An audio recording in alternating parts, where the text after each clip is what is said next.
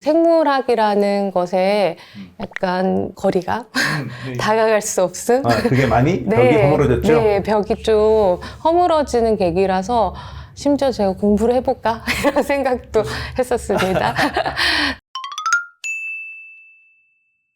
안녕하세요. 김흥빈입니다.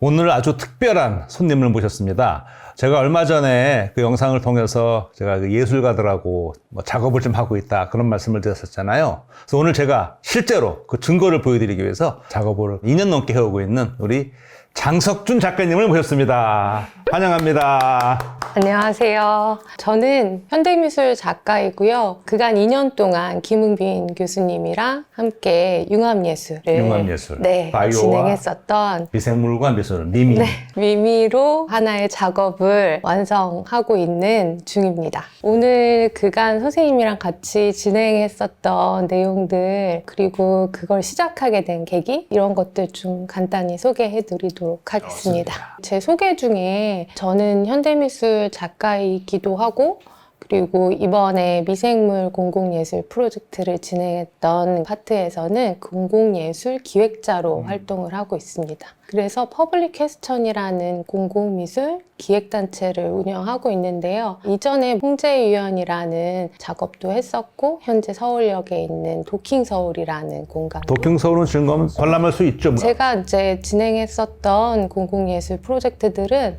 사실 반영구 작업들이라서요. 그 공간 가시면 아직 전부 다 볼 수 있는 거네요. 네, 홍제천 그 유진상가 하부에서는 홍제유연 보실 수 있고요. 그리고 서울역에 7027 길을 따라 가시면 도킹서울은 상시 보실 수 있습니다. 그래서 저희가 이렇게 공공의 영역 안에서 어떤 복합적인 과제들을 문화예술로 창작적으로 해결하고자 여러 질문으로 다양한 작업들을 진행하고 있는데요. 그 중에 이제 저희가 코로나19를 겪으면서 사실 그때 들었던 저희가 어떻게 자연과 함께 잘 살아가야 할 것인가 라는 과제가 공공예술 기획 프로젝트의 주제가 삼게 되었습니다. 이 얘기를 해야 될 것 같은데요. 당시에 실내에서의 활동들을 통제받고 있었던 상황이었어요. 미술관도 마찬가지로 관람을 하는 것이 전시를 여는 것이 되게 힘들었어요. 그래서 기획된 전시들도 실내 전시들은 취소가 되거나 연기된 상황도 있었고요. 그때 이제 저는 외부에서 프로젝트를 하는 야외 공간 안에서의 작업의 전시들이었어서 그때 당시 진행했었던 프로젝트들 중에 회원동 은행나무 프로젝트. 회현동? 네. 명동 있는데? 네, 회원동에 동네에 아주 유서 깊은 중요한 보호수 주변에 공공미술 프로젝트를 진행하는 게 제가 기획하는 내용이었었는데요. 그러면서 저는 이제 이 세상에서 제 주변에 존재하던 자연을 대표하는 나무가 그냥 눈앞에 보이는 초록 푸른 나무뿐만이 아닌 그 밑에 땅속의 세계 보이지 않는 세계가 있다는 것을 알게 되었어요. 제가 처음에 그 말씀 듣고 제가 그때 와 예술가가 이런 말을 한다고? 그래서 그때 말한 게 우드 와이드 얘기하고 막 네, 그랬잖아요. 맞습니다. 그때 이제 나무에 대해서 알고자 리서치를 하는 동안 우드 와이드 웹이라는 뿌리 곰팡이 네트워크를 알게 됐어요. 그래서 미생물이 생명 간에 어떠한 공생적인 역할의 주체가 되어 있구나. 그리고 이 곰팡이가 만들어내는 공생을 매개하는 역할, 그러면서 그 생태의 환경을 조화롭게 만드는 공동체적이고 어떤 실천적인 활동들을 사실 저희 예술 프로젝트가 닮아서 진행을 해야 되겠다라는 취지가 생겼습니다. 그래서 처음에 우리가 대화 시작할 때 첫 만나면서 우드 와이드 웹을 얘기하고 아까 뿌리 곰팡이 균군을 얘기를 하고 네. 연결되어 있고 나무가 혼자가 아니고 네. 내가 평소에 늘 말하고 있는 그런 얘기를 말씀하셔갖고 제가 그래서 굉장히 더 공동 연구를 적극 참여하게 되는 계기가 됐어요, 그게. 다행이네요. 이후에 이 나무의 세계 안에서 가장 미시한, 그리고 저희가 바이러스의 공포에 휩싸여 있을 때 이면적인 것들 있죠. 항상 부정적으로만 바라볼 수 없고, 그리고 그 미시가 작동하는 여러 가지 활동들이 있다는 걸 좀 더 공부하면서 보이지 않는 세상에 대해서 이야기를, 그리고 그 탐구를 이어가야 되겠다 생각을 했어요. 그래서 저희가 이전에 알지 못했던 내가 살고 있는 세계, 그리고 그 세계에서 주변을 이루고 있는 모든 생명들, 그것을 우리라고 쳤을 때 우리가 누구인지 좀 더 가까이 다가가서 알아야 되겠다라는 작업이 이번에 미생물 공공예술이라는 타이틀로 주제화됐고요. 그래서 선생님한테 연락을 드리면서 도대체 보이지 않는 세계에서 생명들은 어떻게 살아가고 있고 그것이 무엇인가에 대해서 이제 여쭤보려 이제 연락을 드렸었죠. 근데 너무 쉽게 설명을 해주셔서 사실 그 공감대가 훨씬 높아졌어요. 그리고 생물학이라는 것에 약간 거리가 다가갈 수 없음? 그게 많이 벽이 허물어졌죠? 네, 벽이 좀 허물어지는 계기라서 심지어 제가 공부를 해볼까? 이런 생각도 했었습니다. 그래서 이때 발견했던 뿌리 곰팡이의 공생적인 네트워크를 전시의 이제 주제를 삼았을 때 저희가 중점적으로 둔 게 이제껏 항상 시각적인 세상 안에서 서로 관계하고 어떤 정보를 알게 됐었던 상황을 눈에 보이는 거야만 의존해서. 네, 항상 저희는 어떤 정보도 지금 미디어, SNS, 유튜브 이런 시각적인 것으로 무언가에 다가서잖아요. 그것을 알게 되고요. 그래서 예술은 그 외의 감각, 저희가 지금 퇴화시키고 있는 퇴화. 퇴화되고 있는 뛰어난 다른 감각들에 대해서 좀 더 인지시키면서 우리가 감각을 퇴화시키고 있다는 말에선 탁 뭔가 와닿네요. 감각을 우리가 퇴화시키고 있어요. 네, 퇴화시키고 있다고 생각이 들어요. 왜냐면 지금도 저희는 계속 스마트폰을 보고 그리고 TV로 시청을 하면서 어떠한 이야기들을 주고받는 것에 익숙해져 버리다 보니 결국에는 그 외의 감각들은 특정 시각 감각에만 의존하고 맞아요. 나머지가 덜 쓰거나 아예 안 쓰니까. 네. 그래서 예술은 좀 그런 감각을 좀 더 살려주는 것에 역할을 해야 되겠다 생각을 했습니다. 흥미롭네요, 이거. 네. 그리고 이전까지 저희가 바라보지 않고 고려하지 않았던 것들, 생태계, 이런 환경에 대한 문제가 사실 코로나 이후에는 직접적으로 다가왔어요. 그래서 그런 부분에 대해서 예술도 좀 적극적으로 활동을 해야 되겠다 생각을 했습니다. 박수.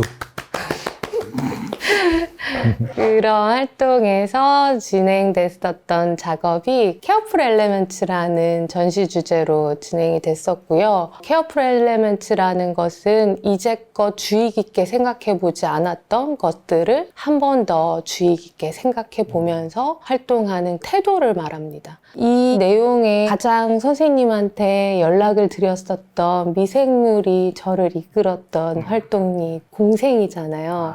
근데 그 공생을 저희가 직접 실천적인 활동을 하겠다고 생각하면 협력과 그리고 어떠한 다양한 분야들의 소통의 융합이라고 생각을 했어요. 그래서 이러한 활동들을 이루고 있는 그리고 주제를 만들어내는 것이 생명이 가지고 있는 여러 가지 생명의 현상 안에서 저희가 영감을 받아서 융합 연구를 하고 그리고 친환경적인 공공예술이 무엇인가 질문하면서 활동을 그러니까 시작했습니다. 예술가가 먼저 바이오에서 영감을 받았다는 거죠. 네. 영감의 주체십니다.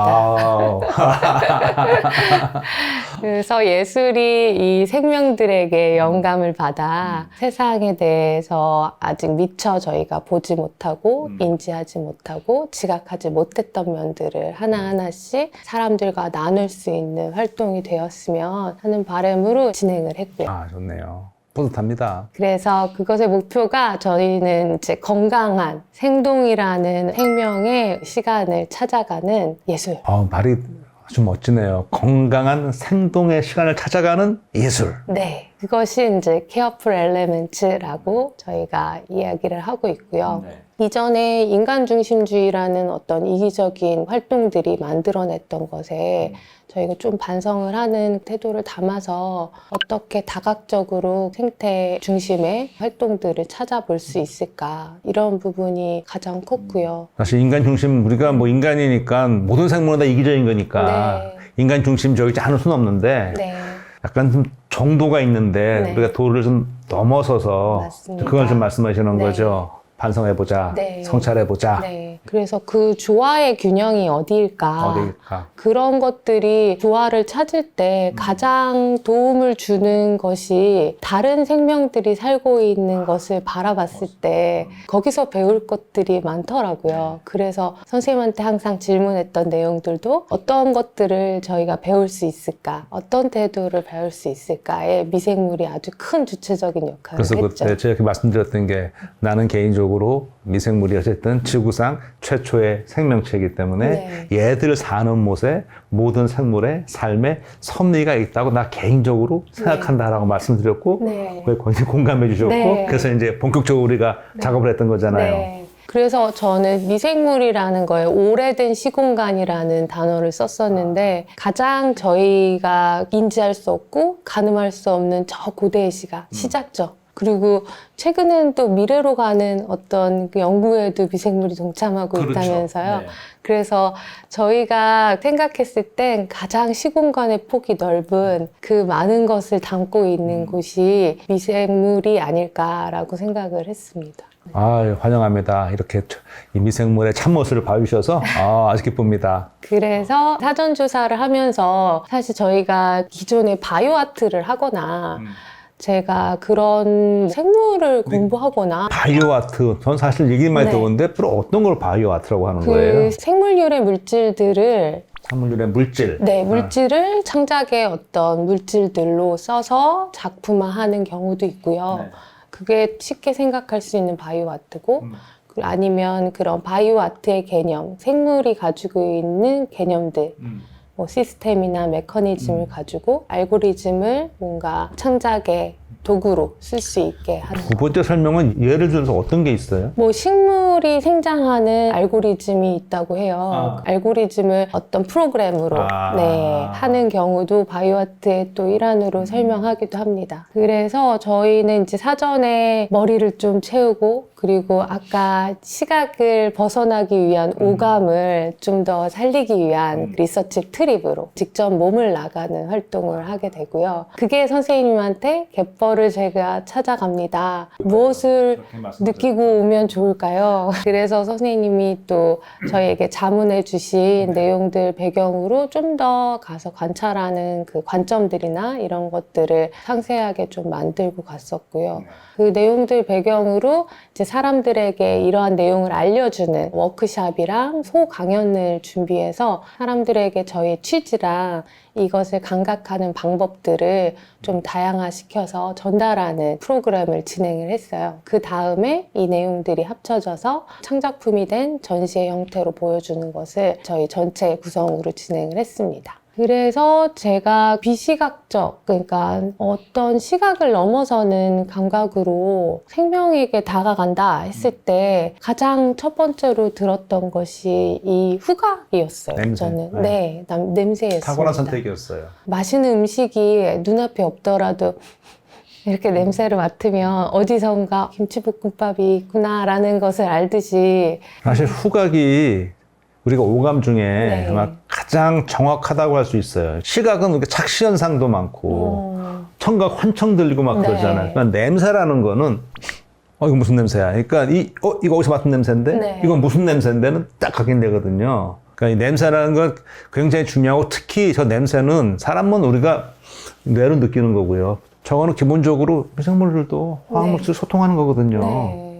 그러니까 냄새라는 거가 탁월한 선택이었어요. 네. 그래서 냄새 얘기를 하자면 사실 어떤 존재가 있다라고 했을 때 제가 냄새로 무언가가 있구나. 어떤 무언가가 어떤 상태구나 라는 거를 파악할 수 있어서 내 주변에 보이지 않는 이 세계 안에서의 또 다른 커뮤니케이션의 활동이구나 라고 생각이 들었어요. 그래서 좀 더 냄새에 맞는 저의 코어 소프트웨어를 좀 더 활성화시키면서 이제껏 신경 쓰지 않았던 냄새들이 무엇이 있고 냄새가 나에게 다가오거나 내가 이해하려고 하지 않았나 생각해보고 하는 시간이었습니다. 그래서 냄새 맡는 게 되게 재미있었던 거는요. 숨을 쉬는 호흡이라는 가장 생명을 유지하는 데 중요한 활동과 그렇죠. 이 냄새라는 것이 같이 연결이 되어 있다는 게 아주 흥미로운 지점이에요. 그러니까 숨을 쉬면은 내내 냄새는 맡을 수밖에 없죠. 네, 그래서 이 숨 쉬는 작용 안에 생을 유지하는 작용 안에 공기 안에서는 도대체 어떠한 일들이 발생하고 있고 잠재력이 얼마나 큰지 이것을 좀 궁금해하면서 저희는 숨 쉬는 활동이 다만 내가 살아가기 위한 활동이 아니라 그게 다른 생명과 어떤 소통하고 있는 대화의 과정 중에 하나일 것이다. 저희가 말하는 언어 외에도 이런 호흡으로 서로 대화하고 있는 언어가 있는 것이 이것이 아닐까 생각을 해서 그게 공생호흡이라는 맞아요. 네, 그래서 냄새라고 아까 말씀드렸던 것처럼 존재를 파악하는 첫 번째 언어이기도 하고 다른 생명이 있다라는 것을 냄새로서. 네, 인지하는 첫 신호이기도 하고 그리고 요즘에 현대사회가 가지고 있는 시각의 커뮤니케이션 세상 안에서 좀 더 냄새 중요해 현대사회에도. 네, 아주 중요합니다. 왜 중요하냐면 얼마 지났지만 한참 우리 빈대 때문에 몸살 앓았잖아요. 네. 그 빈대도 그 예민하면은 빈대 냄새가 나는데 그렇죠. 이렇게 뭔가 위험을 냄새로 감지할 수 우리가 있는. 빈대 냄새 감지할 수 있거든요. 네. 아마 생존에 중요한 기능일 거예요. 그러니까 아까 앞서서 우리가 감각을 퇴화시키고 있다는데 그러면 우리가 어쩌면 우리 후각도 좀 퇴화시키고 그렇다고 볼 수 있을 것 그래요? 같아요. 진짜로? 네, 그러한 연유를 약간 위생이랑 연결지어서 생각해 보면 자꾸 자연의 냄새를 잊게 하는 위생의 살균 이런 것들이 아마 저희도 퇴화되고 있지 않을까요? 종류가 적어지니까요. 절대 위생 자체가 나쁘다는 건 네, 아닙니다. 그렇습니다. 감각 기관 중에 이러면서 저희 냄새 맡는 것에 대한 것을 좀 하위로 치부시키는 경향이 생겼던 게 요즘 현대사회가 아닌가 맞아. 싶어요. 요즘 모든 게 남한테 보여주는 거 이거 일색이잖아요. 네. 그래서 저희 그 갯벌을 다가갔을 때 갯벌에 있는 주변의 풀들 그리고 땅 냄새, 물 냄새 이분은 누구신가요? 저예요. 연예인인가요? 접니다. 아주 더운 여름이었어요. 그래서 더운 여름에 갯벌의 향을 맡고 있는 저입니다. 그 냄새 맡을 때 선생님이 이때 저희한테 얘기해 주셨던 네. 거 있었잖아요. 주변에 냄새를 맡는 게 그냥 코를 가까이 다가가는 것밖에 생각을 안 했었거든요. 색다른 냄새들도 있었어요. 다양한 해변 식생들 냄새들은 생각보다 다채롭고 너무 아름답더라고요. 향기로웠죠? 아주 향기로웠어요. 네. 그래서 그 향기로움이 진한 이유도 또 알게 됐고 그리고 그 갯벌의 향도 가까이 다가가서 맡으니 어떻던가요? 또 갯벌에서 맡으니까. 갯벌은요. 와, 바다다 할 때 그 바다에 뭔가 시원하고 약간 해변에 살짝 바다의 향이 났을 때 느낌과는 완전하게 다르게 조금씩 한층 파고 한층 들어가니까? 파고 들어가니까 정말 어디 수산물 시장? 점점 수산물 시장의 강도가 높아지는 거예요. 그래서 나중에는 그 밑에 있는 건 맡기가 아주 역하더라고요. 내려가서 좀. 네. 그래서 이 이유에 대해서 이제 이후에 제가 설명을 해드렸죠. 왜 이 층별로 냄새를 맡으라고 했을까? 이제 질문을 안고 서울로 다시 돌아왔었어요. 그때 제가 설명을 해드렸었고 산소가 가면서 나름대로 개들이 호흡하는 방법이 달라지고 그 결과물이 냄새를 낸다 네. 설명을 드렸을 때 네. 산소 없이 숨을 쉴 수 있어요 말씀을 네. 드렸고 제가 그때도 우리가 산소만 갖고 숨을 쉬어서 그렇지 꼭 산소가 아니어도 그 기능을 대체할 수 있는 화물은 많다 우리가 이용을 못할 뿐이지 근데 우리는 산소로 호흡을 하면 이산화탄소 물을 내놓지만 걔네는 다른 걸 내놓기 때문에 그 냄새가 고약할 수 있다 네. 말씀을 드렸고 그때 이제 말씀하신 게 멋진 말이죠 얘네가 그럼 이게 일종의 거리두기. 거리두기의 시그널이냐 뭐 네. 그렇게 말씀하셨어요. 네. 그래서 저는 이 부분을 가지고 공생호흡이라는 강연을 이제 서울시립미술관에서 워크샵 형태로 열게 됐고요. 사람들에게 우리 주변의 존재들이 저희랑 똑같이 산소로만 호흡하면서 이렇게 살아가는 것이 아닌 다양한 생태 환경 안에서 스스로의 생명을 유지하고 있었던 서로 간에 관계가 있었는데 어떤 생명의 틈이라고 할 수 있는 이 거리 안에서 서로 적절한 조절을 하면서 지내고 있었구나 라는 거를 알게 됐어요. 그 부분을 전달하려고 갯벌도 퍼가고 옆에 풀들도 뜯어가고 이러면서 주향사와 같이 향을 만들어서 사람들에게 갯벌의 향을 전달하면서 선생님이 얘기해 주신 생물학적 이야기들, 미생물의 이야기들을 전달을 했었죠. 전 그때 생전 처음으로 서울시립미술관의 관람자가 아닌 일종의 공연자로서 그때 우리가 코-퍼포먼스라고 불렀었죠. 네, 작가님이랑 강연 같이 퍼포먼스. 강연 퍼포먼스라고 해서 미생물학 교과서에 있는 내용을 자, 전문 용어로는 산소를 사용하지 않으니까 이른바 현기성 호흡이라는 얘기를 거기 가서 예술의 날개를 달아가지고 나눌 수 있었고 굉장히 정말 인상적이었고 그 덕분에 많은 분들이 미생물 얘기로 받아들여주질 않고 냄새와 갯벌과 예술 얘기를 받아들이시니까 네. 훨씬 더 이거를 잘 받아들여 주시더라고요. 네, 맞습니다. 그때 내가 깨달았어요. 네. 이거구나. 아주 쉽게 이해할 수 있었어요. 그러면서 그날 저희가 갯벌로 시작해서 생명들이 서로의 삶의 터를 적절히 존중하면서 거리감을 냄새로 표현하고 그리고 그 냄새를 받아들이면서 서로 함께 살아가는 어떤 공생의 환경, 공존의 환경을 만들어 간다는 거. 그걸 이어서 선생님이 공생활동을 하는 다른 미생물들의 그런 걸 설명해 주셨던 그걸 내가 그냥 만약에 과학적으로 설명을 했으면은 네. 아마 오시지도 않았고 집중을 제대로 안 했을 텐데 예술로 시작해서 얘기해서 혼자 확장해 나가니까 자연스럽게 집중해서 따라오시더라고요. 네, 맞습니다. 되게 쉽게 이해할 수 있는 강연이었습니다. 지금 장면이 그 장면이고요. 저희가 생명에 대한 것을 특히 미생물에 대한 걸 다가갔을 때 갯벌이란 사이트를 정했었던 곳이 가장 풍부한 미생물의 보고라고 할 수 있기도 하고 그렇죠. 그리고 여기에 밀물과 썰물이 있는 현상 자체가 지구라는 행성이 우주의 달과 해와 연결돼서 함께 움직인다는 거를 눈앞에서 알 수 있는 곳이라서 여기가 행성이구나 라는 걸 느낄 수 있는 행성감과 풍부한 생명들과 함께 공존하고 있구나 라는 이 두 가지 점을 보여줄 수 있는 사이트였어요. 그것도 탁월한 선택이었어요. 네, 그래서 갯벌에 대한 체험이 냄새라는 워크샵의 제일 첫 번째. 이게 가만 보면은 과학적으로 예술이 굉장히 통하는 게 있는 게 이게 지금 예술가가 아니라고 이렇게 가리고 들으면은 예술가가 하는 얘기인지 과학자가 하는 얘기인지 사실 알 수가 없거든요. 굉장히 잘 통하는 것 같아요, 이게. 선생님 그 얘기도 해주셨잖아요. 린마글리스 닌마굴리스. 얘기한 것 중에 맥머너 부부가 그 초바다론 예, 얘기를 초바다, 하면서 점점 무트로 올라오려는 물에서 멀어지는 네, 멀어지는 경향 그리고 그걸 해양의 물들을 끌어서 우리 밑에 초바다를 이루고 있는 현상 그런 내용들이 있었는데 이게 진화라는 걸 생각했을 때 생물로서